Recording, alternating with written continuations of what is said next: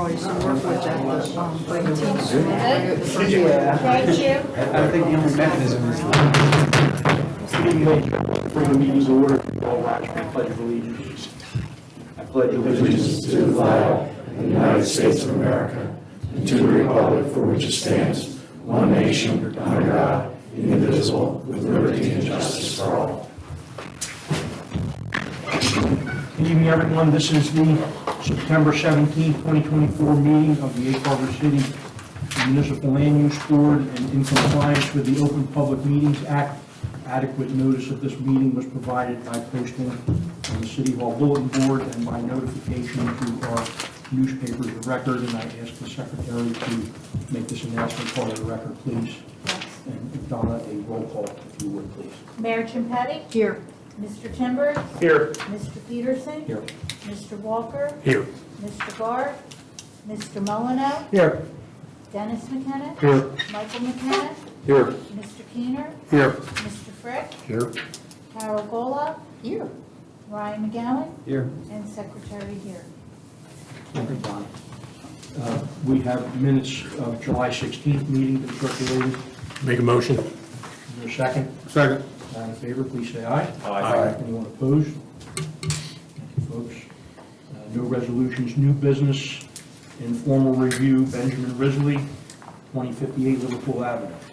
Did you first want to let anybody who's here with regard to the Yes, I ordinance? meant to do that. Would you make the announcement, Carol? Sure.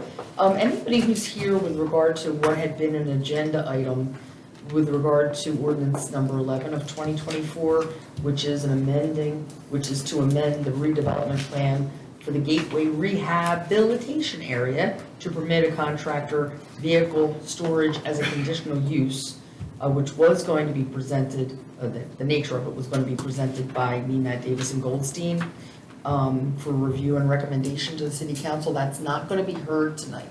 So if anybody's here with particular interest in that, and only that, and wanted to go home and watch some Jeopardy, you can do that now. Carol, and was there anything that you would like to say regarding this informal application? Yes, so the next and only other agenda item is the informal review by Benjamin F. Risley Jr., 2058 Liverpool Avenue, City. I want to do a couple things because informal reviews are not really common things. So a little background, because and for anybody who's here, I'm relatively new to the board as counsel. I think my first appearance here was in March, if I'm not mistaken. So I want to do a few things. Number one, I want to let the board know the nature of an informal review, because I know different attorneys give different instructions in that regard. An informal review is only something that's possible for the planning board. So anybody who here is only, let me say it this way. It's a planning board matter. So if you're not considered part of the planning board, which is another discussion, you can't be involved, number one. Number two, we have a letter here that was presented to council, which really should have been presented to this board. And because an informal review is not something where there's a presentation made, evidentiary, nobody's sworn, it's not testimony, it's just information to get feedback from the board with the great guidance of your engineer. But because it's been submitted to council and they've shifted over to your board, I want to read it into the record. Dear Mayor, city members, and to whom it may concern, this letter is being written on behalf of the residents below of the 2,000 and 2,100 blocks of Liverpool and Philadelphia Avenues. It is to voice our adamant opposition to the letter sent by Mr. Ben Risley dated 3/31/23 requesting a subdivision variance of his lots, which is a little inartfully written, but I'll explain that in a minute, of his lots located at 2058 Liverpool Avenue to build another home. We either built or purchased our homes in what is referred to as the Egg Harbor City Gold Coast because of its seclusion, the space/land surrounding our homes. The neighborhood was built with larger lots giving separation between the homes. The separation affords each resident a level of privacy, seclusion, and quiet. The request of Mr. Ben Risley Jr. is contradictory to the aesthetic and continuity and design of our neighborhood. The variance request, we believe, will potentially lower property values of our existing neighborhood. Those closest to the proposed subdivision would incur greatest impact of the proposal. We therefore respectfully request that any such variance be denied now and in the future to preserve our neighborhood and its seclusion in its efforts. We also request that we are notified of any further proposals or meetings regarding these lots in writing and/or at the phone numbers listed below. And it's signed by, and please forgive me if anybody's here and I'm not reading some of the script clearly, Lori and Stefan Otto, Susan and Hal Lugener, Bernard Noble, Edgar Butler, Rebecca Von Fossner, Denise Calabrese, Kristen Martinez, Bruce Gardner. So again, I apologize if I'm reading any of the names wrong. That is also not evidentiary.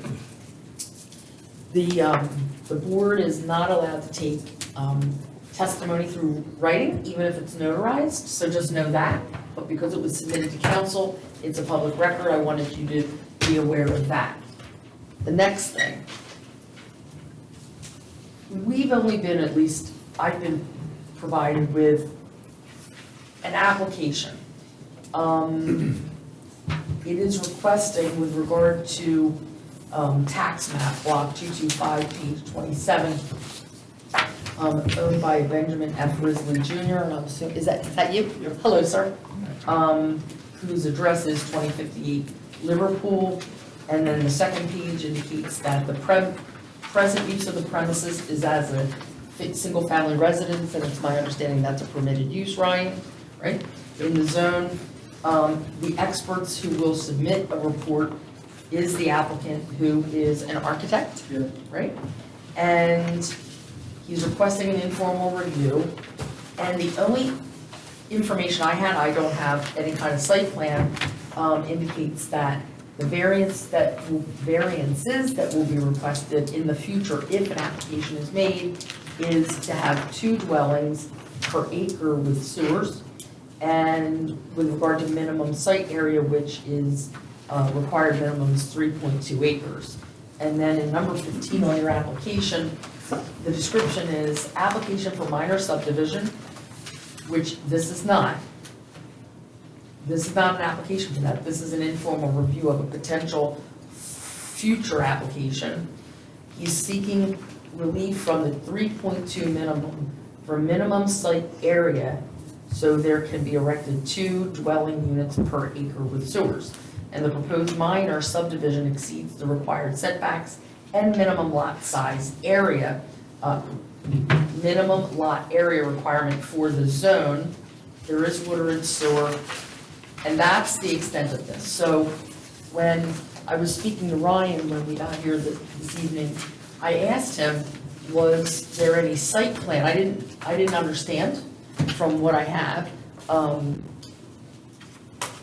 the extent of, so how much land there was, how many lots were being subdivided, because my concern is, before we get into the informal review, if that's gonna happen, is that the statute, which is the state law, municipalities have ordinances, the state has statutes.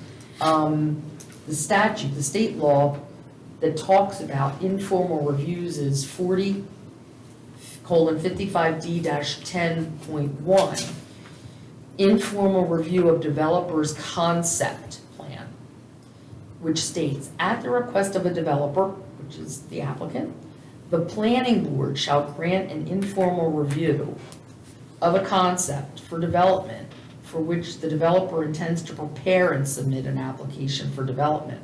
The amount of any fees of such, and we don't need to talk about fees, the developer shall not be bound by any concept plan for which review is requested, and the planning board shall not be bound by any such review. Okay, so let's first talk about what an informal review is, and I always, forgive me, I always feel bad for you guys, like, gotta have my back to you.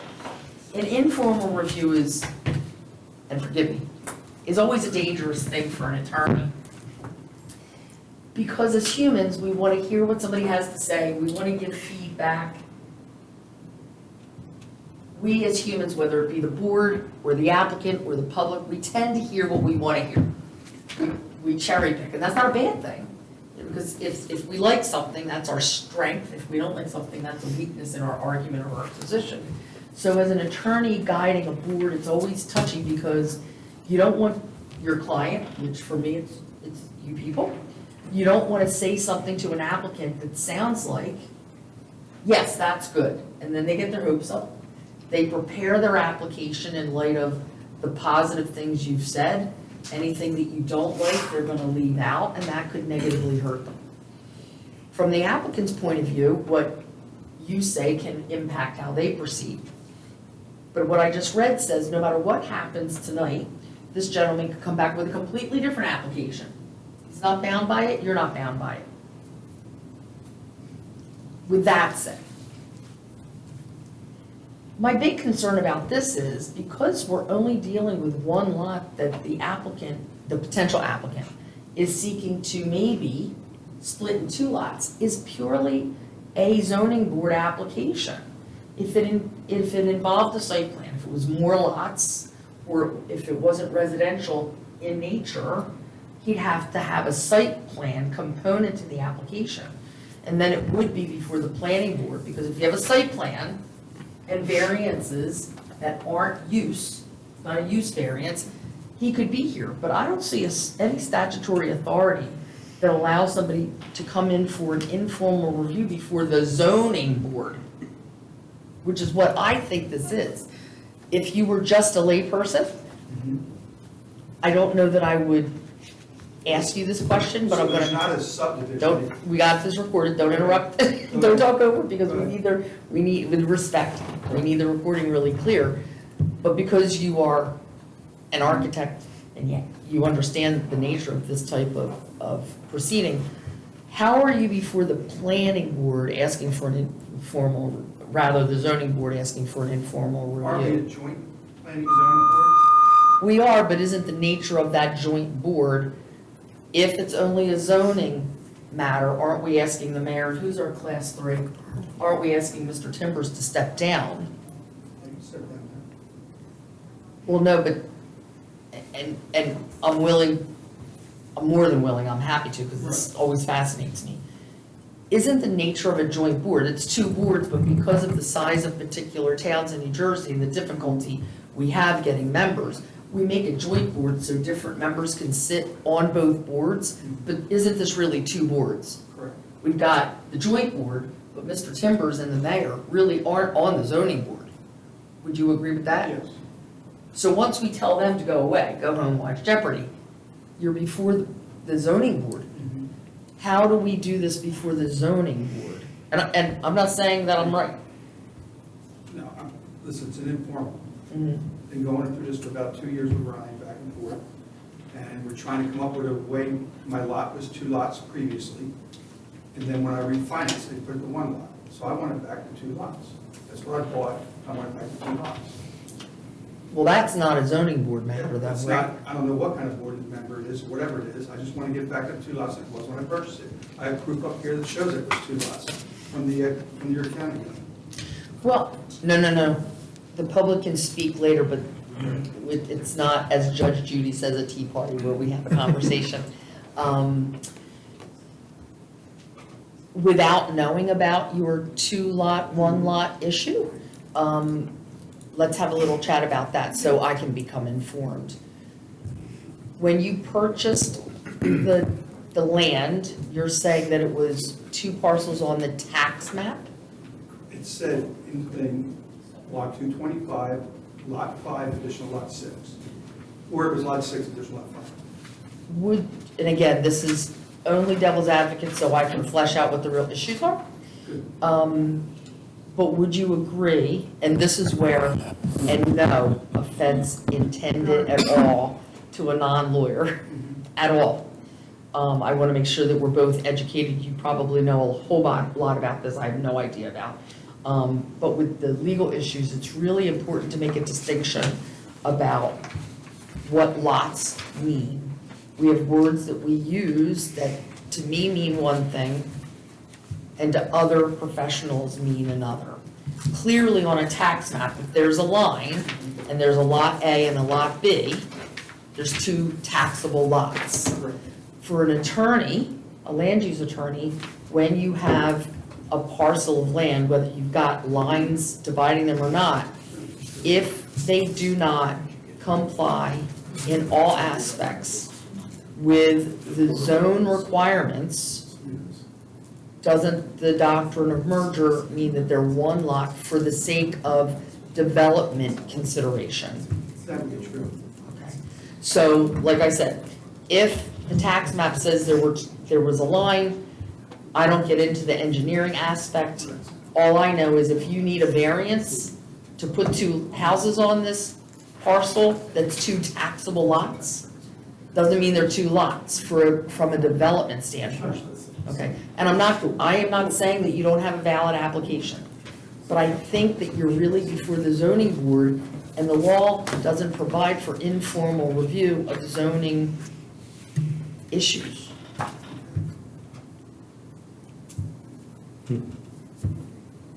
I just want to find information on this. That would be different from an informal review, and if you have questions for the board, I will sit here till 11 o'clock answering them, not as your attorney, but to No. provide any member of the public and landowner in Egg Harbor City information.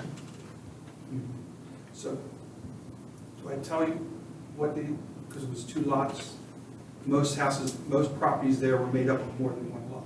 I get that, happens all the time, all over the state. It does. And unfortunately, mine is big enough, my house would be on one lot by itself. So that's why I wanted to do lots back to two, because if you look at the area. But don't say that, because they were never two. They They were- might be taxed as different numbers, Right. but they're not The two. description was as one, correct. It was 150 by 200. Do you agree that the person who sold you the property, whenever that was, whether it was last year or 10 years ago, could not have sold you the lot on which your house sits and the other lot to somebody else? No, it Right, okay. would have been sold as one. And isn't that the crux of what we're really discussing? Yes. Now, that's not to say, because I have no skin in this game, Right. that's not to say that you might not be successful on a zoning board application for the two variances you've identified as needing, which are, I should say, relief from the city's ordinance 170.72.C4B, 2 dwelling units per acre with sewer. And then the second is ordinance 170.72.C.5, minimum site area. Because you need 3.2 acres, and you have how much? It's under an acre, I think it is. Okay. But the thing there is we're in an area of redevelopment, correct? I'll let Ryan address that. Sure, so it's a little confusing because the redevelopment, or the zoning map which reflects the redevelopment area shows a boundary which encompasses his and other properties. But when you go to the actual redevelopment plan, it enumerates a specific list of blocks and lots. And then later in the plan, indicates that privately owned lots that are not included in the list of the Egg Harbor North Rehabilitation Area may be developed and used in accordance with the R32C cluster zoning found in section 170-72C, which is where we just read those statutes from, or that language from, of the development areas, when connected to a public sewer system. Without sewers, lots shall be subject to R32C controls. There is no intent to require a property owner to become part of the Egg Harbor North Rehabilitation Area by sale of private property to a redeveloper.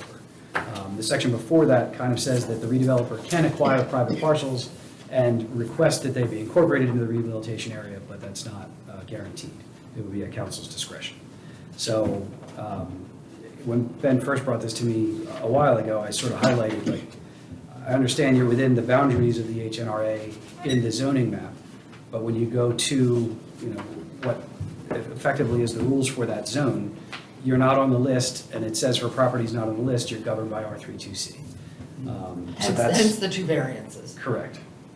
And so I would have to go to council and ask them to do a redevelopment. Make that Well, one lot a redevelopment. That seems like a long way to go around I don't to know of get, any other way. If you subdivide, then you gotta go in front of Pinelands, and Pinelands takes forever.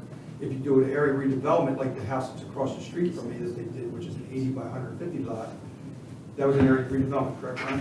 So I went back and looked at That'll that. subside. I got it too. But thank you. I honestly think that that was done in error, looking at it. Because that house is not specifically on the list and probably should have been treated the same way. But it made it through the city, through their city's application process, and it made it through the Pinelands through their application process, because they issued a letter that it was consistent. And let's because there's clearly a number of people here, more than we usually have, right? At Sure. least in my experience. I want them to understand what's going on too. Sure, of Yeah. course. Why don't you explain what the nature of having a redevelopment area is? Why do we have them in certain towns? Sure. So redevelopment areas and redevelopment plans are intended to further or make more likely that a development will occur somewhere. The EHNRA, the Egg Harbor North Rehabilitation Area, was originally developed with the Cedar Creek High School. Created, not developed. Yeah, that's true, that's true. Let's, because I want all the laymen to understand, right? Because Yes. words are important. Yeah, no, development would imply it was actually developed. Exactly. Coincidentally, it was developed with the high school, but. So yeah, this it was redevelopment created area at- was created. Yeah, it was created really at the inception of the high school project.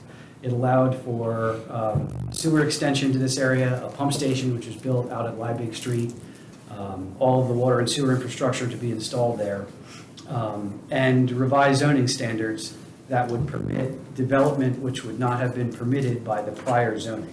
So essentially, it allowed for a subdivision with much smaller lots, what you see in the Egg Harbor North Rehabilitation Area, or the neighborhoods of Cedar Creek, I should say. That development could not have occurred without this redevelopment plan. So the city did a study, determined that this area was in need of redevelopment, went through all of the statutory processes for that, went to Pinelands, who ultimately determined that the plan was consistent with their standards, and then began effectuating the plan by seeking out a redeveloper and having them engage and purchase property and start the development under the rules of the redevelopment plan. So the reason that the redevelopment plan is such a powerful tool is it allows you to craft unique zoning for that specific area. Normally, you're governed by whatever the zoning map says. If it's R32, which most of this area was prior to this plan, that's a residential lot on 3.2, I think it was on 3.2 acres, which is effectively a city block. This redevelopment plan allowed for totally different standards for that area, which allowed for the development of the high school and the surrounding homes, surrounding neighborhood. So that's sort of why it's a useful tool. It allows you to give customized zoning to try to allow for development of property that has a history of being underdeveloped or underutilized. So do you think with what we've shared together, not as an informal review, but as an informational roundtable, do you think it might be something appropriate for Mr. Risley to go to city council to ask them to consider this lot as part of the redevelopment plan? Or do you think it's more appropriate, I have my opinions, but I'm not gonna go there yet. Or do you think it's more appropriate for Mr. Risley to make a very generic, run-of-the-mill, I'd like two variances? Sure. So we probably a year ago came to this fork in the road, and I sort of said, like, you have two options. You can go and ask city council to be incorporated into the redevelopment plan, which, going to Pinelands and all of that would probably not, I don't think it would raise any red flags for them, because the plan speaks to the incorporation of private properties with their consent. So I think that process would probably advance. The other route, I understand his reluctance to go to the Pinelands Commission. It is usually a long and arduous process. Well, let me stop you there, and I don't mean to interrupt, but I need to stop you there because one of the jobs of any land use lawyer is to make very clear this theme. And we most often see it when developers come in and say, you're gonna get another rateable. That is not a basis for any type of relief. It doesn't matter. In fact, it's contrary to the law. If somebody says, oh, let me have a variance to build this X here because right now you'd only get so many dollars in tax revenue, but if I do this, it's gonna be a lot more. That's, when we go through the law with regard to what you can base your opinion on, not only is that not appropriate, it's forbidden. So no disrespect again to Mr. Risley, we cannot give him feedback about what the proper procedure is based on what's easy Oh, agreed. and what's less time consuming or what's, you know, I get Pinelands is arduous. I've got my issues with Pinelands like the next guy, Don't not as much as I do with DEP, but that's a whole nother conversation that involves cocktail hour. But we can't be discussing the appropriate procedure Agreed. regarding this application or any application as to whether or not, you know, do we want to go to Pinelands? Is it going to take a long time? It's just not part of the discussion. Yeah, that's effectively not our problem. I mean, I can relate personally to his reluctance to Not do only it, but is it's it not our problem, we're not supposed to be part of a process that skirts what I do consider to be very, very overbearing laws in New Jersey. We can't be part of how do we get around it to benefit one person, because if we're doing that for, in this case, Mr. Risley, Agreed. I don't know who's here for or against, it doesn't matter. We can't advocate for either side, Yeah, so. agreed. Like I said, we sort of came to a fork in the road, and it was, here's your two paths. Right. If you want to pursue it with council, you're certainly welcome to do that. If you'd like to go the subdivision route, and just to give a little back history on the lot consolidation, I checked the tax maps back to 1999, which is what I have readily available to me. And even back to 1999, the lot is listed as 150 by 200 with a single designator as 5, and then two, the way that we handle 150 by, 200. The way that we handle lot consolidations in Egg Harbor City is that we list the prior lot numbers. We continue to list them there just for reference, but the actual lot number is listed differently, sort of in bold. That's his lot. The 5 and 6 are listed just for reference, because sometimes the records Sure. record it the wrong way or but whatever. once a zone, Yeah, once the consolidation. zone, right, once zone requirements are established, the lot lines on undeveloped lots are only historical in nature. Right. So it is my opinion for the board, and to the chair specifically, that this is purely a zoning board matter. And there is no such thing as an informal review for a zoning board matter, because what this gentleman wants is for you to consider his sworn testimony and his exhibits in the context of a hearing. You consider the sworn testimony and the exhibits, and then the public gets to speak, and then you get to decide. When you're just talking about, I'm gonna make something else up so we don't sound like we're beating up on Mr. Risley, which I don't want. Thank you, I really appreciate how gentlemanly you're being. You know, I know Mommy said I needed to eat dinner before I get dessert, but I kinda eat almost all of it. It's not the way we do it. And I know that might be a bad analogy, but Can I get some clarity on something? sure. We have heard informals here.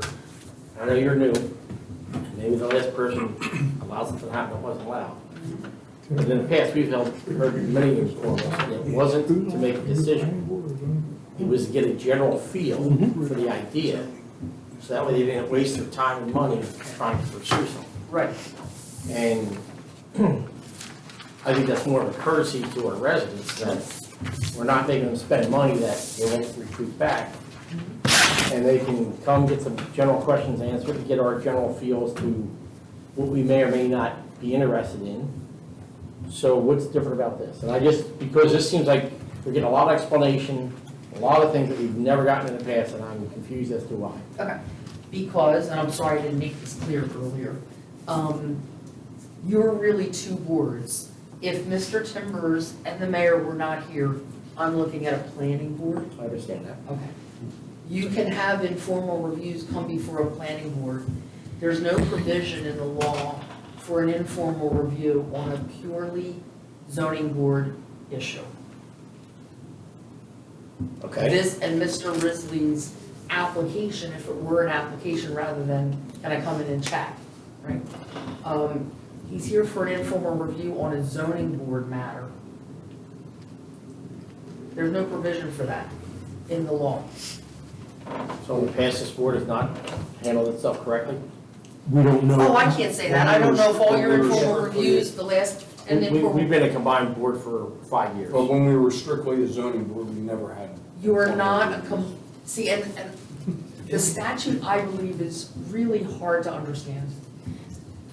You're a combined board for the city's convenience. I understand that. If you had a planning board and a zoning board, they normally be two separate groups of people. It's really hard to get people like you guys who donate your time. More importantly, it's two sets of professionals, that's the real kicker. That's a cost savings. Let me tell you something, Mr. Garth. I love you. I do. I love your perspective on everything. Believe me, what you're paying me is not breaking anybody's back. I don't know about Ryan's bills, but I'd much rather, after my daughter's 4-day wedding bacchanalia this weekend, I'd rather be home in my pajamas watching Jeopardy. I think my hourly rate is $175, and I don't charge for the travel, and it literally takes me longer to get here I than to sit understand, here. I'm just saying. But listen, we do need the record clear. And if we go down to, I'd like to say Mickey and Minnie, but it's still dark, it's killing me. We'll go down and we'll have a beer and french fries, which is my favorite food, after the meeting. It's not a savings. It's, you can't get the bodies. I define 1, 2, 3, 4, 5, 6, 7, 8, 9, 10. You got 10 people here. What's the zoning board, 7 or 9? 7. Find 7 more people. I'll give you a month. Try to dig up 7 more bodies to come another night. I'm just trying to understand. You might have had other informal reviews in the last 10 you had. How long have you been on the board? 10 years? Okay, in the last 10 years, let's say you've had 10 informal reviews. I doubt you've had that many, but let's say it's 10. I hope they were all planning board matters. Okay. It's I- nice to hope. No, I'm serious. I mean, I don't know your prior counsel that well, but I'm not about to throw him under the bus. Not that I have a problem throwing lawyers under the bus. That's my third full-time job. I have no respect for a lot of attorneys. Mistakes may have been made, but I don't know that they That's were. all I'm trying to understand. Yep. Right now, this is a zoning board matter. There's no provision in the law for an informal review for a gentleman who just wants 2 variances to do something that right now your ordinance does not permit. Period. So Carol, this is never brought up, this has never been brought up to us, and us as a board, regardless of whether we're zoning or planning, when we just assumed, or I assumed, that an informal, I didn't know that there was a distinction, that there was no informal for a zoning matter. We didn't know that, we were Let me go ignorant. this far. I don't think anybody's going to arrest any of us I if we understand. let him put on an informal Mhm. review. My job is to make sure you know what the rules are. If you want to let this gentleman talk for 10 minutes, and these kind people who have been sitting here after I told this gentleman to put his hand down, and let them speak, there's no firing squad for that, but there's no provision in the law for it. Mhm. That's all I'm saying. Well, and either way, we do know about the informal, that there's no action taken, and anything that we say or anything that they say is not on the record and it's not testimony. I think Mr. Risley is just here, tell him which way he should go, if we can do that. Nope, you cannot do that. Well, give him his options and then say, pick one from column A or one from column Absolutely B. not. I will stop you if you do Okay, that. understood. This is what an informal review is. This gentleman's got 50 acres and he wants to put in a little shopping center. And he's gonna need maybe 8 variances and maybe 15 waivers. I'm gonna be dramatic, right, for illustration purposes. Before he starts paying an engineer, a planner, a traffic guy, an architect, he wants to come in and say, I've heard you guys want to have a colonial theme to this area. And I'm thinking, there's a neighborhood there, you really want, in your ordinance, all this lighting. I'm thinking maybe not so much lighting, because I don't want to piss off the people. Well, that was probably not appropriate on the record. My mother would not like that. I don't want to aggravate the neighbors. These are the waivers I'd like to come in with, and here's the traffic design, which is not quite, and here's the up to snuff, and here's the parking is going to be a little less because the intensity is not going to be there. I'm going to make Ryan happy. What do you think? The plantings, the facade, what do you want it to look like? We would have never gotten that specific at an informal. But that's what an informal is about. An informal is not, before I have to spend the time and money going through Pinelands, tell me how you feel about this variance. Because what are you left to do? Saying, yeah, I don't have too much of a problem with that. That's not what an informal review is. That's not what you're supposed to be saying. An informal review is to talk about planning board, planning. How should we make this look? I'm not cutting corners. I want this to fit into your zone plan, intent, your aesthetic desires. It's not, look, before I spend a lot of time and money on a zoning board variance application, how do you feel about it? Because now you're being put in a position of saying one thing or another. That's not what an informal review is. It's not your opinion about aesthetics or traffic design, or should we have the big Leland cypress here, or should we put the low azaleas there? You impressed that I know what's tall and low, big garden. You're left with nothing in a zoning board application informal review. But do you think I'll get this? And what if you say, yeah, I think so, and you say, no, I don't think so, and you've got half of the gallery saying, yeah, he's my friend, I think he should get it. The other half is, are you kidding me? There's gonna be an insurrection. It's a pure variance application that this gentleman needs to make. What's there to discuss? Without formal testimony, plans that the public has seen, things like that. Okay. So how are we going to proceed then? As I said, as an attorney, my advice has to be, there's no provision in law for an informal review for a zoning board application. But I hear that he's here, I see that he's here, you've got members of the public that are interested. There's no firing squad, nobody's gonna come and arrest us, there's no violation of anybody's constitutional rights, but it's a bad precedent to set.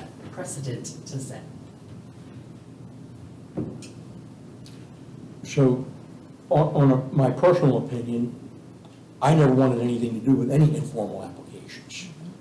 And they kind of just happened because they were requested, and I don't know if our ordinances or whatever either prevented or allowed them. It's not the ordinance, it's the state law. Oh, okay, so we were never charging for them, and we decided to attach a fee to it, and I don't know what they did to change that. Ryan could speak to it, because he knows. The state law says you have to charge for it. Yeah, we went through the whole fee structure. Yeah. Because it was a bit dated, and so we updated the Oh, fee no, structure you have for to charge for everything. an informal review, and if this gentleman paid, which I'm assuming he did, Yes. he needs his money back. No, if we don't no move question, forward. but do you have to give an informal review?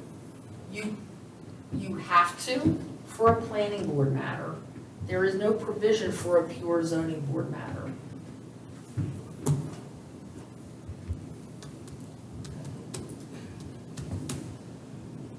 So do we call for a vote amongst the board? You don't vote on your lawyer's advice. We could vote on whether to hear this or not, right? Yeah, Your just, point. yes, and here's your vote. We've heard Carol's advice. We're either going to hear it and you vote on that, or we're not gonna hear it, you vote on that. Well, my You can opinion- vote on my legal advice. My opinion is, as you said, there's public here, and they'd like to be heard. I'm sure Mr. Risley would like to state his side of it. I would be okay to hear it, even though I know what you're saying. Okay, that's clear. But You know, there was Why some waste action everybody's- that I'd say, you guys are crazy and I'm leaving if you do. why waste everybody's time? They're already here, and if they want to speak, let them speak. There's no formal action we can take. And the less said, the better. Carol, then at the end of this, how's it end? I mean, Everybody goes home saying, what the heck is happening? the other informals, we all gave an opinion. Yes. But like you just said, if we give an opinion, you're kind of locked into that opinion if the applicant comes You're back not up. legally, but as Yeah, humans, yeah. we know when we give our opinion, fall out of that. Yeah. When you're dealing with something like a site plan and you say, you know, I really think we really ought to put azaleas, the sand around here, we saw the last plantings of the guy, he put in rhododendrons, they all died. You guys can vote on that. Not vote on that, but voice your opinion of what you'd like to see to get around some of the waivers that a developer might want. With something like this, what is there to say? Yes? or no? Yeah. That's the dangerous part. Yeah. Because if you say no, the man leaves defeated, and what's he gonna do? If you say yes, I'm assuming that this side of the room is not for this, they're gonna say, what are you doing? You know, what are you doing? There's no winning here. And that's why there's no such thing as an informal review before a zoning issue. It's a yes or no, it's a chocolate and vanilla thing. They either meet the criteria of 40, 55, what, city? Setback. A C variance. Or they don't. Right. It's a yes or no. But that's why I've gone on too long. I've made my point 3 times. I think it was a very good point you made. And so I wanted to get in front and just see what you do, because there's other lots, I'm assuming there's other lots in that area that are areas of redevelopment, which are less than the lot that I was going to develop. But if I have to do subdivision, then it just isn't worth doing. I just wanted to see what I could do. And that's why I came here. If I couldn't do it, No, I can't do it. understand completely, sure. I mean, so the residents need to know that there are other areas in our development that are on smaller lots and that are smaller houses than what we have. Well, if we're gonna go forward with the potential applicant speaking, I think he needs to stand up, say what he wants to say, and then we'll give other people the same chance. Well, Carol, let's, Hold on, no, cross talking. any action further that he would take, whether it's an application for subdivision or variances or whatever, there's going to be a meeting, there's going to be public notice, and all this testimony will be given at that meeting. Absolutely. Okay, I think we're muddying the waters by trying to go any further here tonight. I don't want it to turn into a pissing contest. Not that I don't want to hear what the public has to say, because I do want to hear what the public has to say. But we usually did not have any public participation in any of our other formal things here, and I don't think we're prepared to manage that. And I appreciate that we have the drawings and all that, but in light of new information that we have now as a board and a better understanding of the informal process, I don't know if it's up to me or not, but I don't think we should proceed any further with this. I don't want to proceed with it. Okay? Mike, can I ask just a general question? Yes. Clarity here. So your reference is 3.2 zone? R32C, yes. Where does that end, and where does the new development that was approved begin?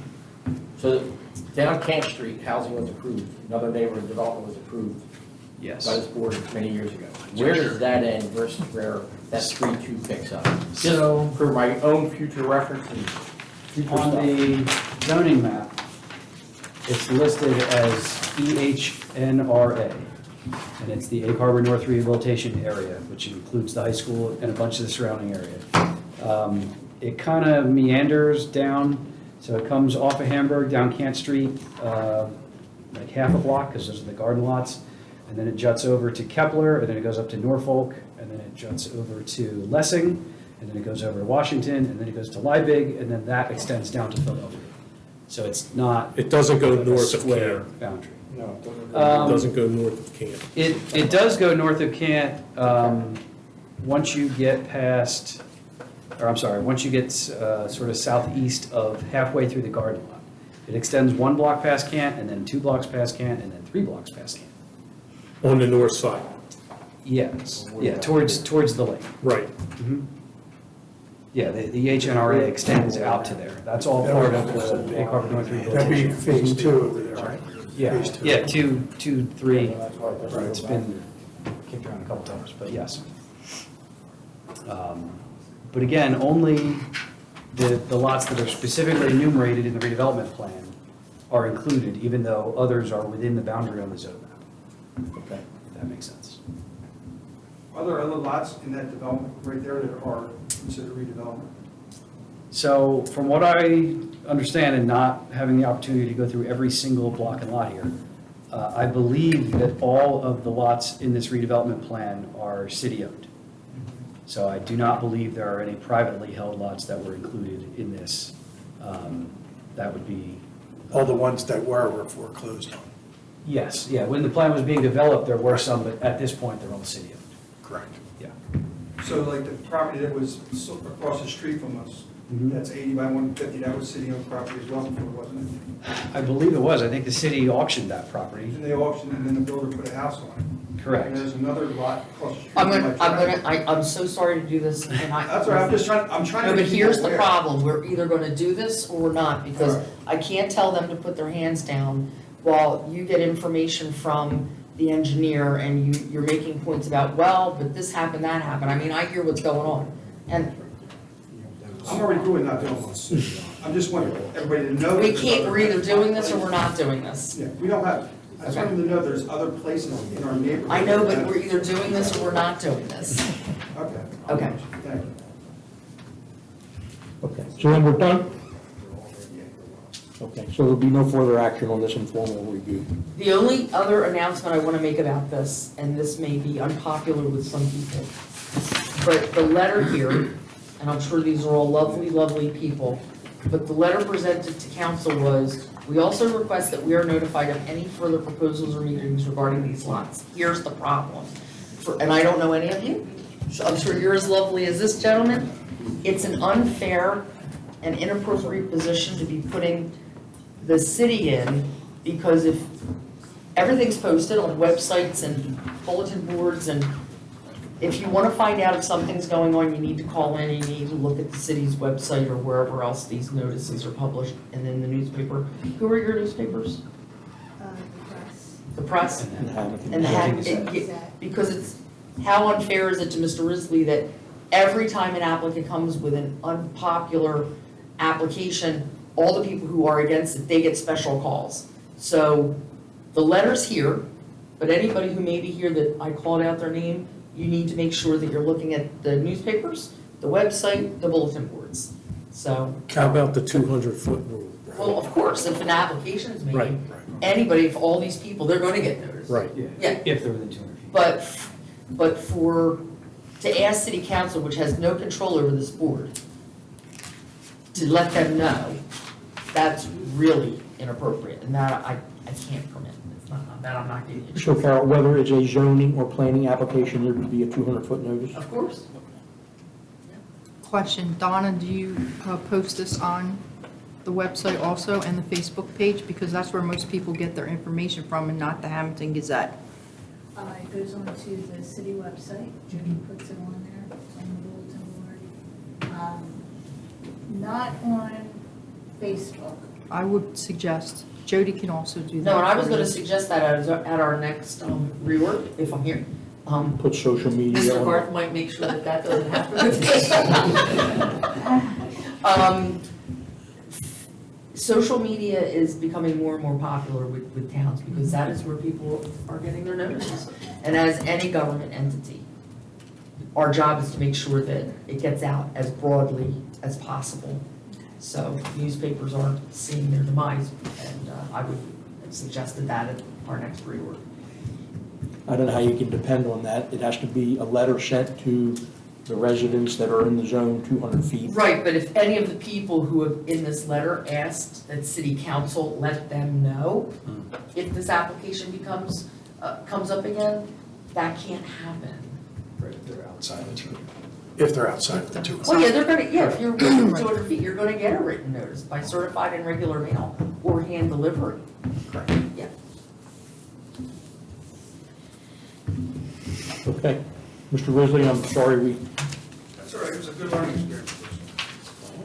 thank you. We all learned. I'll say it again, I thank you for being such a gentleman about it. Okay, and folks, thank you for your attendance and participation. I'm sorry that, And I'm sorry I told you to put your hand in. okay.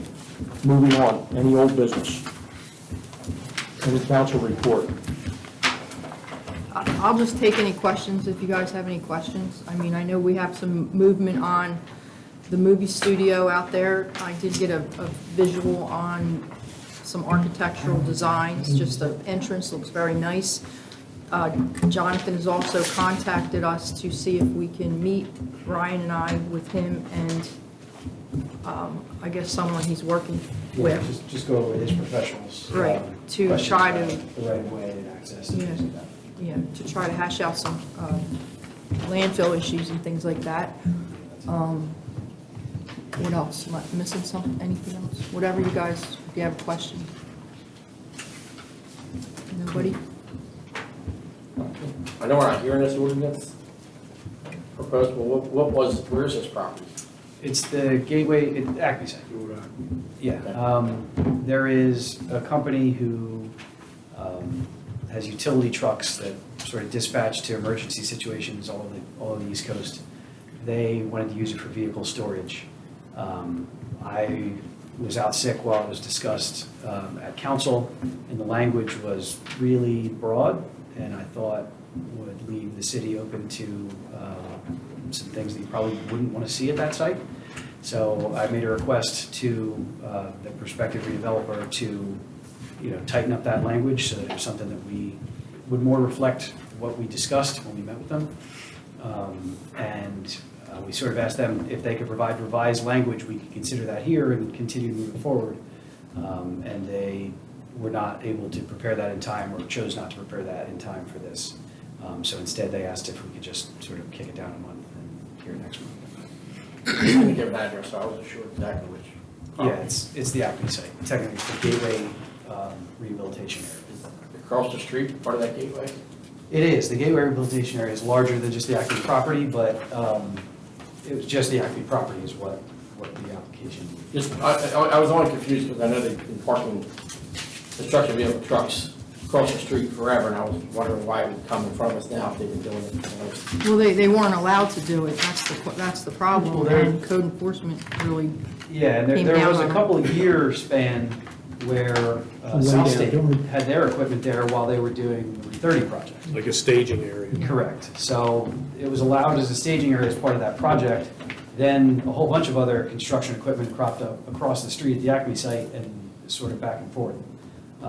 But yeah, none of that is permitted. And the way that the language read for the ordinance literally just said storage of vehicles and construction equipment. They said, no, that's what we've had a problem with for the last couple of years. Let's tighten that up so it reflects what we talked about and not just a broad category of storage. So that's the request we made back to them, is I'd like to revise this ordinance language so it's more clear and more precise to what we're looking for. Any other council comments? we Comment? do have a couple grants we're working on, just so you're not surprised, but we did get a recreation grant for the pickleball court. And we did finish the other recreation grant project, which is the ADA playground that we just did at they call it the Orange Playground, but it's George Moroff Memorial Playground, actually. And we have, how much for City Hall? 400? 450,000. We're going to redo some ADA issues at City Hall. Yeah, Bathroom, access the for- entrance. Yeah, the bathrooms is the big one, but also the counter at the police, at the tax office, at the clerk's office, at the building department. All of those counters are not ADA accessible, so all those will be upgraded. Doors, light fixtures, other things, all incorporated in that one project. And we have the grant, it's $400,000 for the lake to make it more ADA compliant. Yeah. Hopefully Ryan's going to have something on that soon. ADA upgrades at the bathroom there, yeah, well, we're going to design now.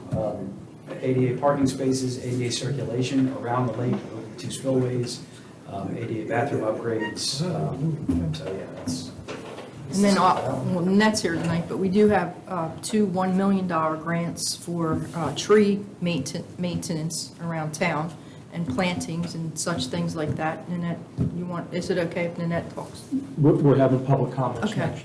so that's big, that's big. What else am I missing, Ryan? I know we have a lot of stuff. How about the bike path? The bike path, yeah, we just went through that with CME. It's Pinelands again, but it looks like it's going through. What's your last word you got? So the last meeting that we had was with the county. They came up with using pervious pavement in the shoulders, or beyond the shoulders of the road for the bike path expansion, primarily to meet water quality requirements. Because now you need to use 2 BMPs or 2 structures to meet water quality requirements, so they need to filter it through pervious pavement and then bring it into an underground infiltration trench. That was really the only way to fit 2 types of infrastructure there. The county balked a little bit because they don't have the equipment necessary to maintain pervious pavement, but the city does.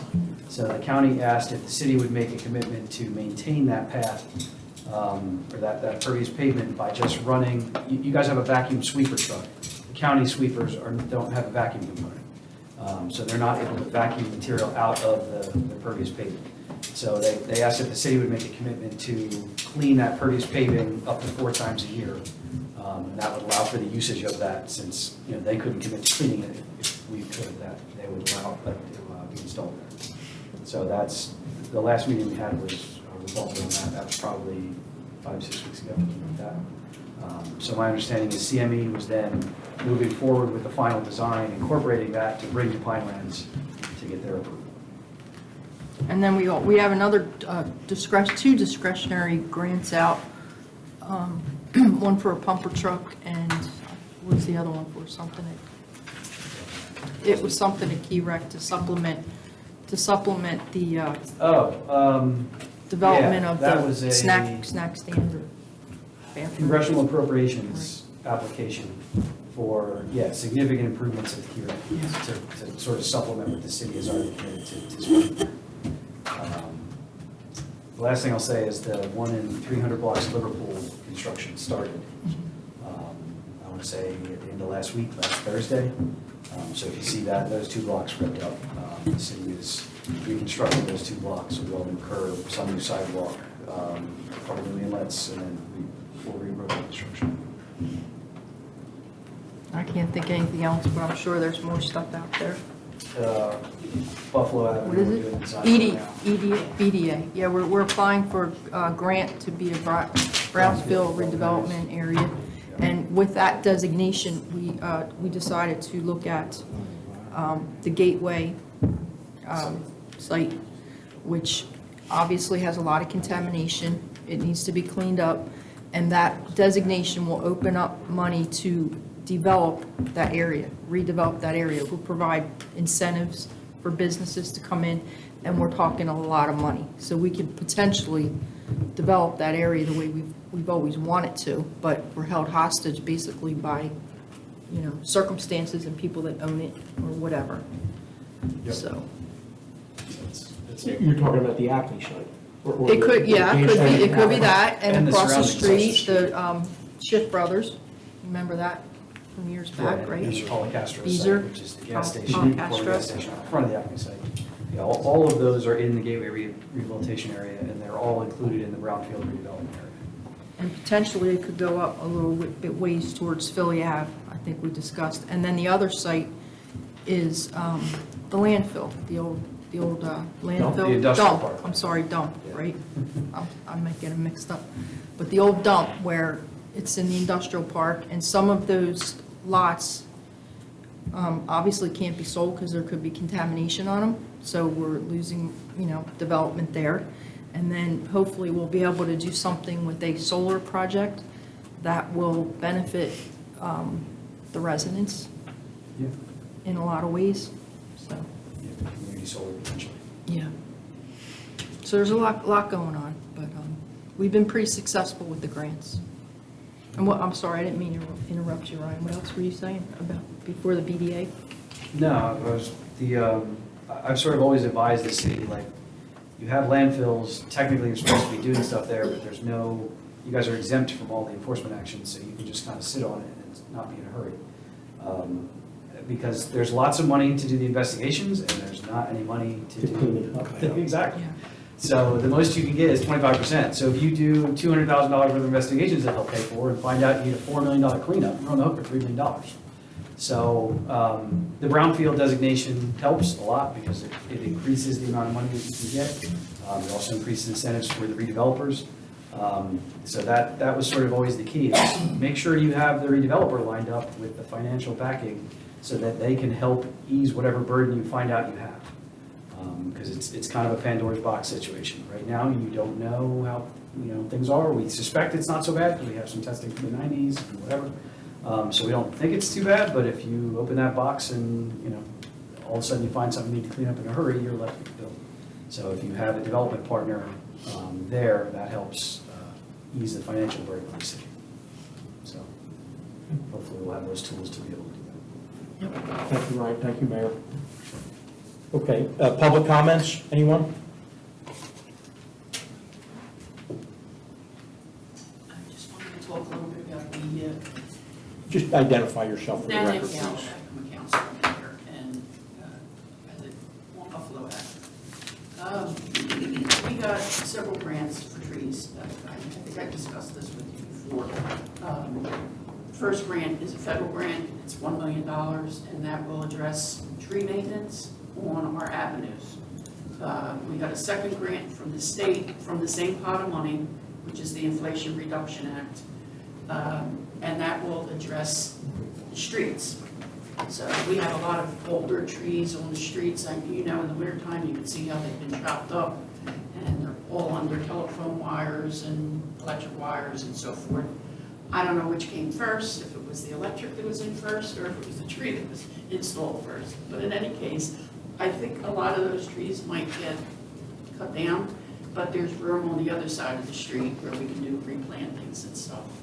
That grant has a lot of money, it's like $400,000 in it for replanting, and $400,000 for maintenance. And then we have a third grant, which is for training.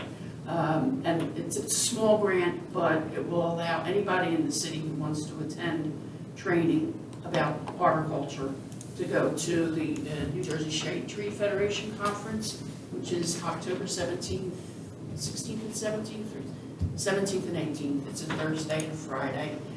They moved it to Atlantic City, so it's very convenient for anybody to go. So we have about 6 people going. If anybody here is interested, Will there be chainsaw lessons? we give them lunch. No chainsaw. And you can learn all about trees and the legal ramifications of trees and things like that. It's really good information, and it's like, they call it core training because it's very basic. So if anybody's interested in that, just let me know, and we can put you in there. The fee is kind of steep, it's a couple $100 per person, but we have this grant to pay for it, so that's a good thing. And then the grants require several things happen. First thing is that we need a tree inventory. DeColby has been doing it for years, and going out every 2 years and counting every tree and marking the condition of it and so forth. However, the state of New Jersey expects it to be done by a professional. So we're going to go out for bids for these companies that do these tree inventories. It will be comprehensive, and it will come along with a software program that can be utilized in the building department, the public works department, and so forth. And also, we're trying to get a component for the public too, that they can look up their tree, the tree that's in front of their house, and find out everything about it, like how much oxygen it puts out, and how much carbon it captures, and how much water it sucks up out of the ground. There's a lot of information in there that these professionals will put together. So once we have all that information, then we can keep track of all our street trees. The new trees that go in, the trees that are trimmed. The goal of these tree programs is to maintain our healthy trees. And the federal government is interested in creating shade. So they're doing this all over the country. $1 billion just for trees was part of that Inflation Reduction Act, because it helps the environment to have trees. And I just watched a webinar the other day. It was the state forester, McDonald, and he said that there's three components. They want every person to be able to look out their window and see 3 trees. They want public spaces within 300 meters, yards, whatever, of a home. So in other words, anybody should be able to walk to a pocket park, or we have, lots of trees all over Egg Harbor City, we have a lake and all. And then 300,000, I don't know, there's a third component. But, so the federal government feels trees are important. When I saw there was a grant available for maintenance, I jumped on it because our trees are in very poor condition, and I don't want to see us lose them, because they are valuable. And they're not just valuable money-wise, they're valuable health-wise, emotionally. Trees help reduce crime, they help people shop more. What, trees are carrying guns now? Yeah, they calm people down. Go sit outside, go sit under a tree, you know? It reduces incidences of domestic violence and so forth. So for the next 4 years, we're gonna hear a lot about trees. Anybody's interested, let me know. And we're in the process of trying to set up a meeting with some of the city employees to let them know exactly what's in the grant and what we expect over the next couple of years, so. I trust you. I got a call from one of my neighbors, in their terrace, their trees are underneath, I think it's a line for like cable TV, like Comcast, and they were saying, is there any way, there are going to be any programs that could trim those trees? Yeah, probably the city would have to do it, because we're only addressing street trees in our grants. But, you know, training for, we already have, our guys are out there trimming trees now. They did one the other day, and they could take one down. But- Well, Carl, that might be a utility issue. They're responsible for keeping the Yes. lights safe. They won't do it. Well, no, cable company probably won't do it, it's cable wire. But if it was electric, they're responsible for maintaining those trees. And, you know, our terraces are in poor condition as it is. There's, I don't know what the right of way is on a terrace. Is there 30 any- feet. How much? 30. 30 feet. It's 30 feet wide. Oh, it's 30 feet wide. The right But how much goes on private property? So normally 15 it's, feet from the center. yeah, they're normally, the pavement is 16 to 20 feet wide, and then there's only 5 to 7 feet on either side. That's within the right 5 of way. feet. He's with, You know, it's debatable, is it on it's on the public outside, property? no, it's on the outside of the garage. But, you know, we'll help anybody we can. Just, you know, give them my number and I will. I'll note it. I'll send it off to Keith and guys can go out there and trim it down. What people with utility easements on their land have to understand is that, for example, if you have an electric wire easement, the people whose property abuts under that, the wires there, they still own their property. And the utility companies have the right to come in and keep the trees that grow under their wires that could interfere with their wires. They come in and they can hack up your trees. You know, people are always upset that it looks terrible. But the landowners still have the obligation to maintain any vegetation on their property so it doesn't violate any ordinances and to keep it looking the way they want. That's a common problem, you know, that it's a misconception that the utility companies have to do certain things on a timetable. There's a time, people can Google that. It's very interesting. Very interesting. Any further public comment? I got one last thing there. Can you update us on the Trockey property, Brian? What's going on there? Dr. Trocchi currently has a request in to the city to update his redevelopment plan, because he has a redevelopment plan which permits the simultaneous cultivation of cannabis with building boats in that same building on that same site.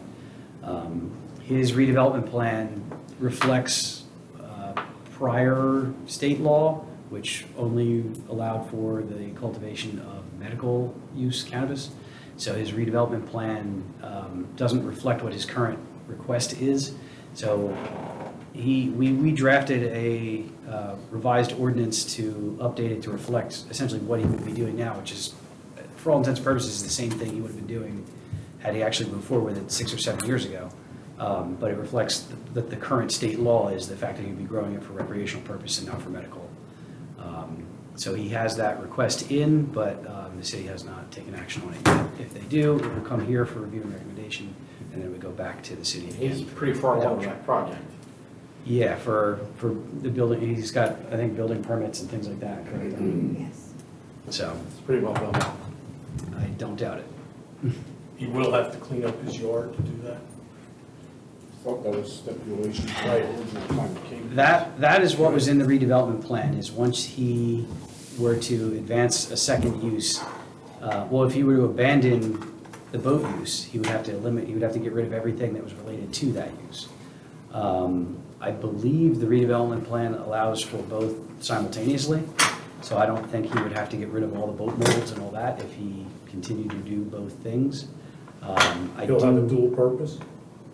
I believe that's what his current redevelopment And plan. we approved it for a purpose, but I'm pretty Says. confident that we approved that with a condition that Yeah. if he was to Yeah. open up that second purpose, Yes, he would clean up that yard. And Yeah, like I said, he's got walls built, he's got all the electric done, the grow lights, I mean, he's, well, as far as I know, he's not operating, because I don't think he has a city license, and he certainly doesn't have land use approvals. So, yeah, I haven't, I mean, the redevelopment plan's 5 or 6 years old, I haven't gone back and read it, but I do recall what you do, that he was required to clean up the site in order to advance with the redevelopment plan. So we'll have to revisit all those provisions as we entertain it at city council. I have a question on that one. Is that an indoor grow? Yes. Any other comments from the board? Motion to adjourn? motion. All in favor, please say aye. We're adjourned. Yeah, just give a call, look at that. I never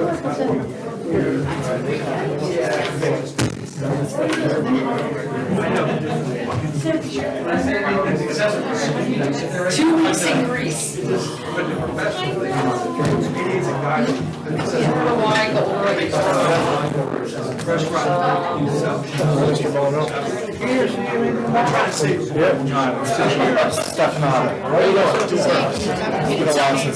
Focus on my great game. I didn't